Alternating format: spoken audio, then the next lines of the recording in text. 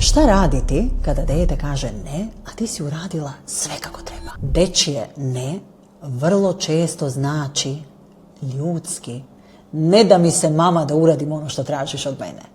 I da li to znači da ti treba da odustaneš? Apsolutno ne, ako ono što tražiš je tebi važno. Ali isto tako, nemoj da objašnjavaš iznova i nemoj da pregovaraš. Jer tada dijete ne uči saradnju, već uči da granice mogu da se pomeraju. Umjesto toga, ostani mirna i prisutna. Dečije ne traži jači glas, traži tvoju stabilnost. Pa onda potvrdi osjećaj, ali ne menjaj granicu. Sve te razumem, ali vreme je da krenemo. I daj kratku strukturu. Ok, idemo još 2 kruga i onda idemo. I ostani pri tome.